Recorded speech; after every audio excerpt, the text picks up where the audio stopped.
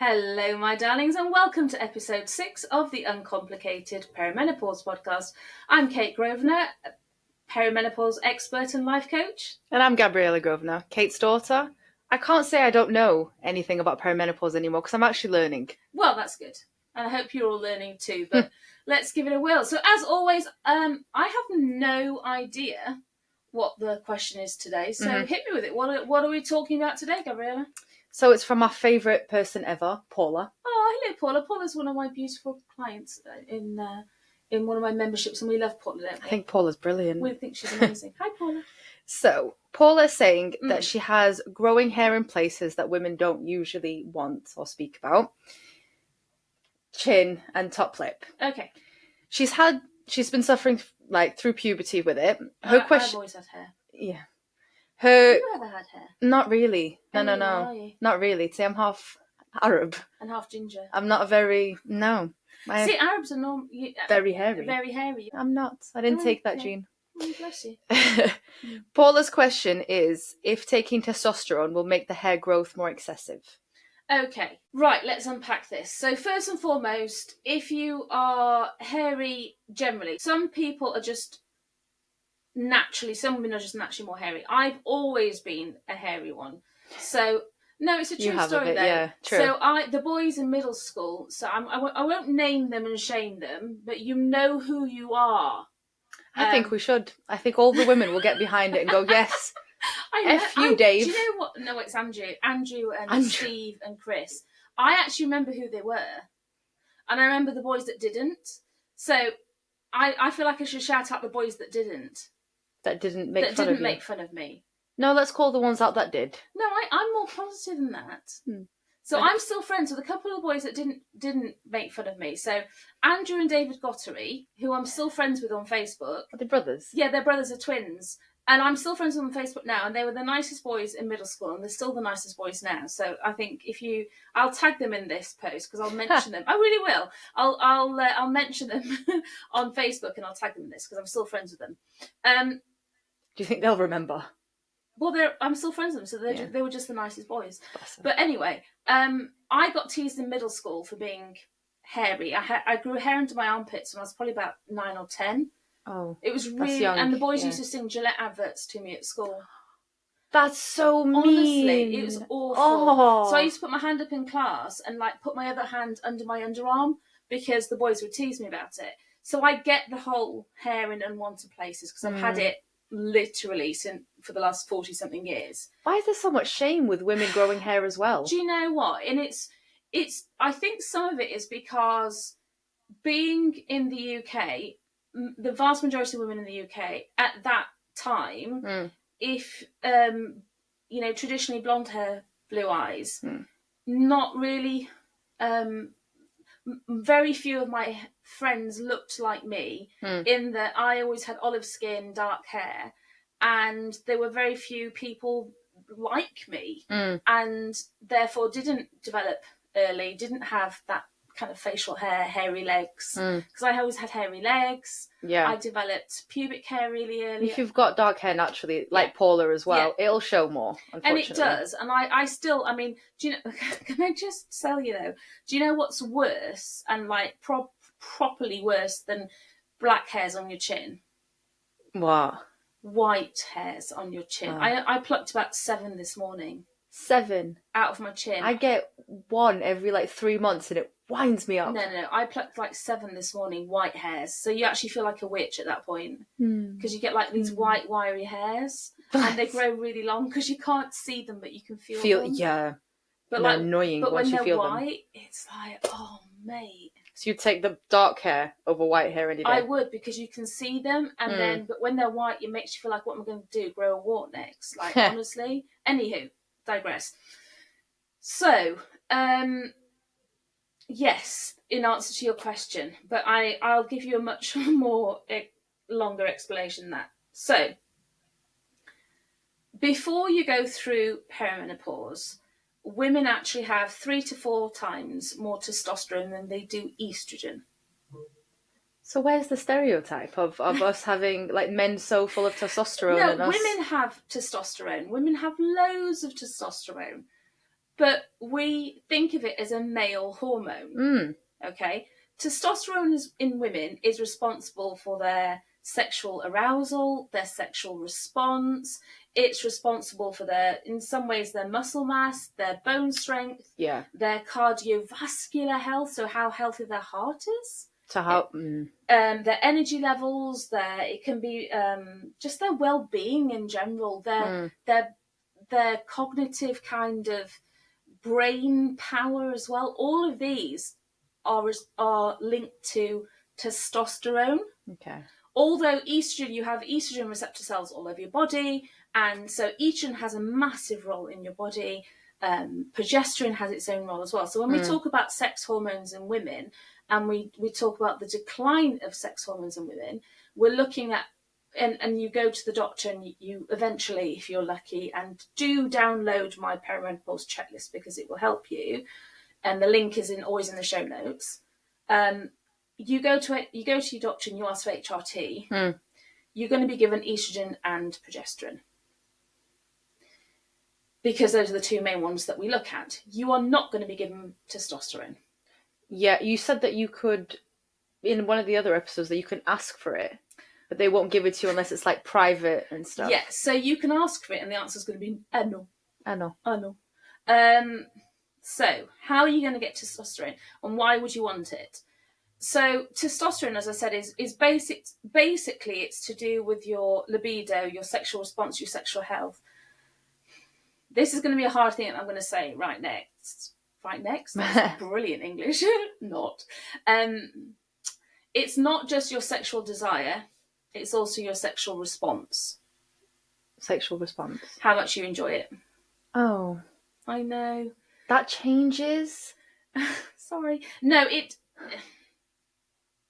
I knew the lack of want, but then... I know. So yes and no. Do you remember me saying to you that you sexually peak as a 40. Woman in your 40? Yeah. Right. But when you don't have much testosterone, it can affect how your orgasms and if you peak and reach orgasm and how much enjoyment you get as well. Can. Okay. Right? Some women find that post-menopausal, they get their sexual desire back. Some women don't. Okay. Right. So that's the bad news.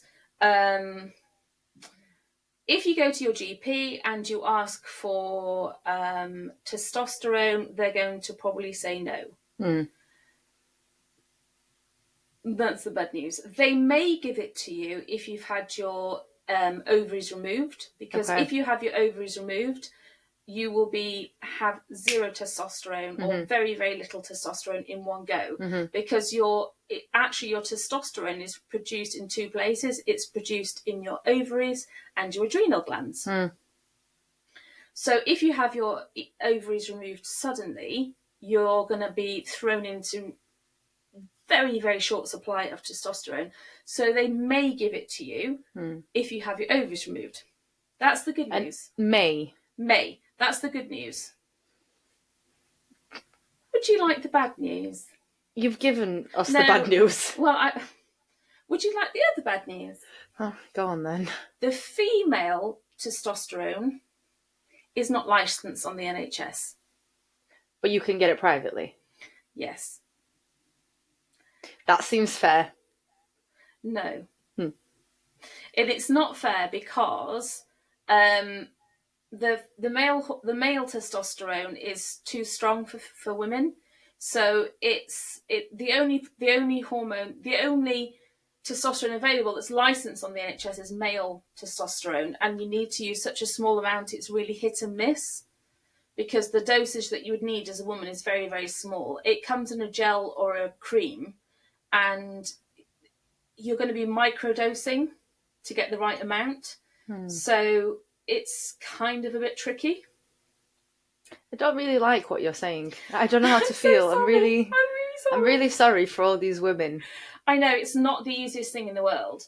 But we have so much of it, but it's only for men. I'm really sorry. I hate to be I just need to understand. Messenger shooting, bad news, not me. That's But funny. it is the way it is. Now, the female testosterone is called something like, oh gosh, androfem or something along those lines, and you can buy it privately. Would you like the good news or the bad news? Just hit us with the bad news. Let's end on a good note. The bad news is it's quite expensive. Not massively expensive. It's not prohibitive. It's not going to like break the bank, but it doesn't seem massively fair, because why should we pay for it and the men can get it on the NHS? I can't remember exactly how much it is. I'm going to say it's like, don't quote me on this because I can't remember. Don't shoot the messenger again. Again, please, because I'm pretty full of bullet holes at this point. It's kind of like £60-70 a month. Okay. So it's like not great, but nah. Can men get estrogen if they need it? Why would men need estrogen? Anyway, back on to, I don't even know. I don't know the answer to that Just question. to make it fair. I don't do men. Don't do men. That sounds really bad. Something you want your mother to say. Yeah. Let's just... Moving on swiftly. I've completely lost my train. Yes. So the good news is you can get it privately. You can do... you can go and see a private perimenopause person. There are clinics available. I think I'm right in saying that you can do a test at home with places like Superdrug, or places like that. You can have a test at home, and then you can do an online questionnaire, and then you can get it on private prescription, and you can get it on repeat prescription every month, I think, if that's still the case, but check it out.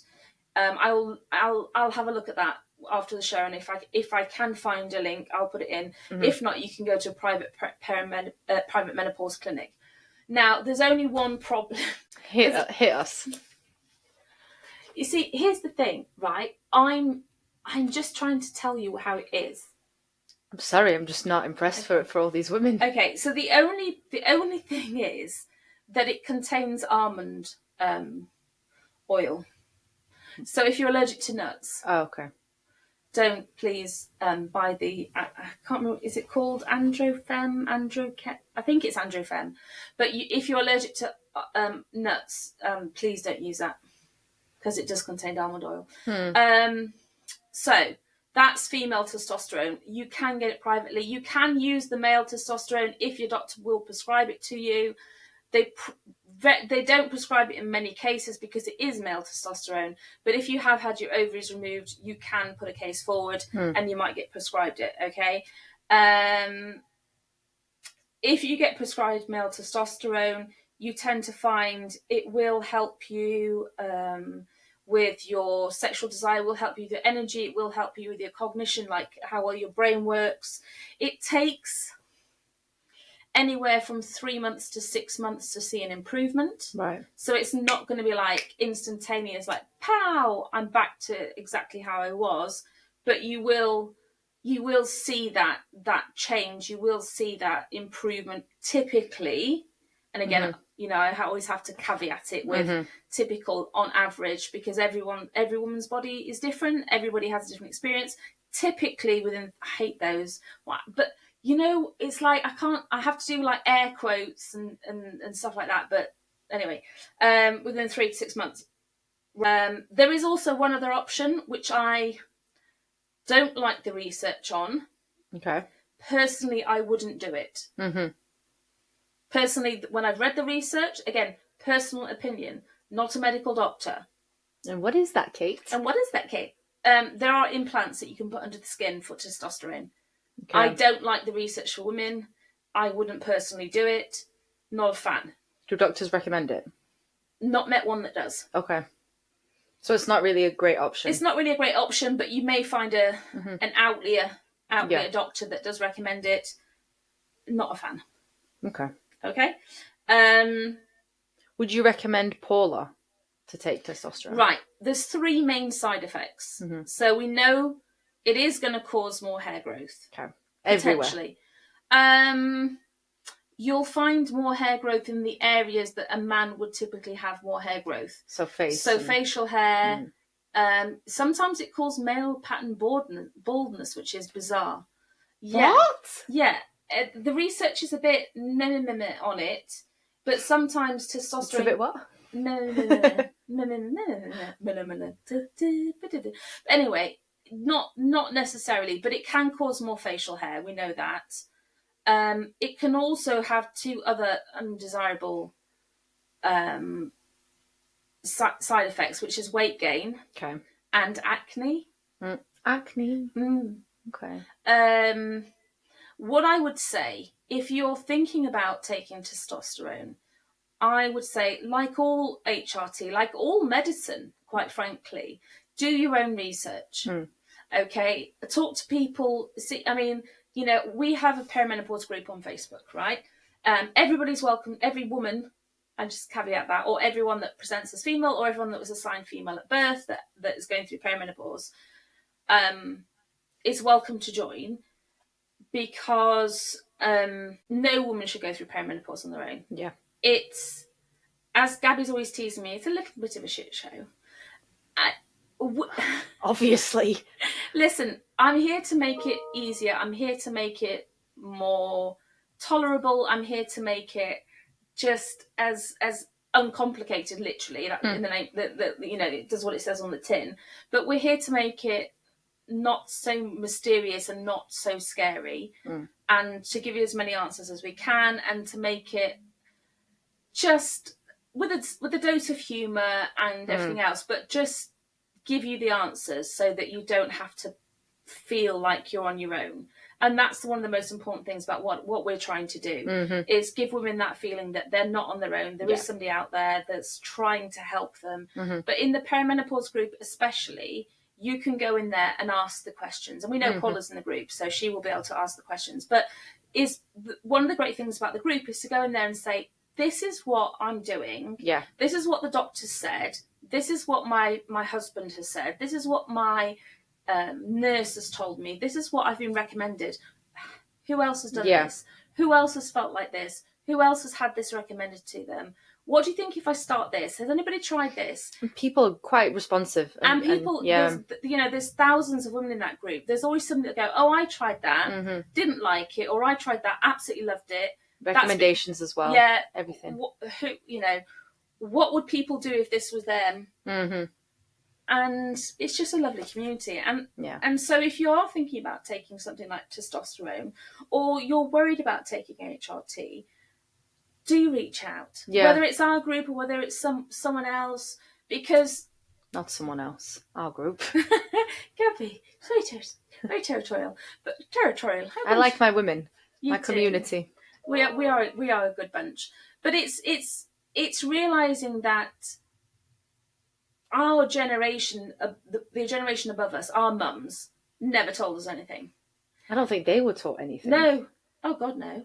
But we need to have that conversation. We need to have that dialogue, and we need to teach our daughters about this dialogue. We need to have that conversation with our daughters so they don't have this mystic, I'm not worried anymore since being with you and working with you. I just think, okay, thank God when I go through this phase of life, it won't be, I'll go, I know what this is. I know what this symptom is. Got it. Okay. It's a lot less scary for someone my age that knows that it's inevitable, it's going to happen. Yeah, but this is what you can do about it. Exactly. And it's always like that. This is what happens. This is what you can do. Yeah. And the one thing about writing the book as well was the whole book, shameless plug for the Uncomplicated Perimenopause, Uncomplicated Guide to Perimenopause, is always, this is what it is. This is what it looks like. This is what you can do medically. This is what the professionals can do for you. This is what you can do for yourself. Yeah. Because I feel, as a life coach, and my background is psychology, what we know for sure is that if you feel like you have an element of control, not even you have control, but you feel like you have an element of control, there is something you can do to help yourself. It makes it massively less stressful. And do you know when you have your period and you're really upset, or you're really stressed, or you're really anxious, the pain gets worse? 100%, right? this is the same thing in perimenopause, in that if you're feeling really down, you're feeling really stressed, you're feeling just upset in general, you'll always feel more in pain. You'll always feel more confused. The whole thing will be more stressful. And perimenopause is that time in our lives where we are going to feel overwhelmed. We are going to feel stressed. And we need to do whatever we can to reduce that anxiety, to reduce that stress, to reduce all those feelings of confusion. So hanging around with other women, not in a negative way though. So if you've got friends, we have to be really, really careful about the women that we hang around with sometimes, because if you've got friends that are going through it and everything's a problem, we've all got those friends that just want to make everything a problem, but don't actually want the help. Don't so take they've got help. more, they've got a problem for every solution, rather than the other way around. But these are people that don't actually want to help themselves. If I'm being harsh for a second, you're not trying to help yourself. You just want, you're upset and you want to complain about it, and that's fine. But you're not wanting help. But in perimenopause, quite frankly, we have enough problems. So just be aware of those friends that are really out for a drama fest. Because in perimenopause, peace, calm, serenity are going to go a really long way. At no other time in my life have I craved peace like I do now. You always hear me saying, I just want to be at peace. I think I'm not being funny, but like, especially at your age as well, you've been through a lot. Every woman that's at 50 years old, you've done everything now. You've had your babies, you've dealt with your husbands, you've had all the periods. True story. Yeah, enough now. Enough. Yeah. You don't need it anymore. No, I'm really good. Like, I've got a few more years of crap I can take, and then I'm done as well. Well, you've not started. I know. But yeah, so Paula, what my best piece of advice is, look at the pros and cons. If you feel like your energy is really, really low, and, you know, if libido is an issue, if the brain fog is an issue, then look at it. However, if it's, for example, brain fog, I would say start with something like lion's mane and ginkgo biloba. So I'd start with lion's mane. Lion's mane would give you a better night's sleep, but it would also give you more a clearer brain, more mental clarity. We're launching our perimenopause collagen, which is very, very exciting, in a matter of days now. And the great news is the next launch after that will be one specifically designed for brain fog. It's in production now. We're creating our own bespoke kind of formula for it. What's an exclusive piece of gossip you've just shared? I think we have to a little bit more celebrate. Like, whoa! I know it's very, very exciting, because I'm so proud and so blessed that I've been lent some beautiful, beautiful, beautiful humans to help create that with me and form it for us, really. And for all of you. And for all of you as well. So it's all natural, and they've sat down and helped us create our own proprietary kind of formula that's just based on superfoods. So and just gorgeous, gorgeous, gorgeous ingredients, all natural to help. So I would start with something like that rather than go down. If it is to do with the brain clarity, brain fog, I would start that way first, rather than add testosterone, if that's what the issue is. If it's bone density, bone mass, that's a different story. If it's cardiovascular health, that's a different story. If it's libido, I would start even with maca root and maybe ginkgo biloba first.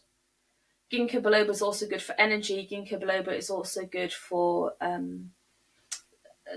brain health as well. So it depends on why you would want to take testosterone. But with all of these things, with HRT in general, or with just medicine in general, as always, I go old-fashioned piece of paper, line down the middle, pros, cons, and weigh it up, because there's always potential benefits, potential side effects, weigh them up. For me personally, HRT was a no-brainer. I was having big issues, and I thought, hey, for me it was the way to go. But it's like anything. You do your research beforehand. You would. Yeah. But for other people, the cons outweigh the pros. So that's what I would. But yes, Paula, thanks for your question, my darling. And as always, if you've got any question for us, you can text or WhatsApp us on the telephone number that'll be in the show notes, or you can pop into our perimenopause group and leave a question for us. We look at your questions every single week, and we're answering them for you, and we love to get your questions. I hope you've enjoyed this week's episode, and we hope to hear from you soon. Do, if you can, subscribe to the podcast as well, because you will then make sure you never miss an episode. Thanks for watching and listening, and we'll see you next week. Thanks. Bye.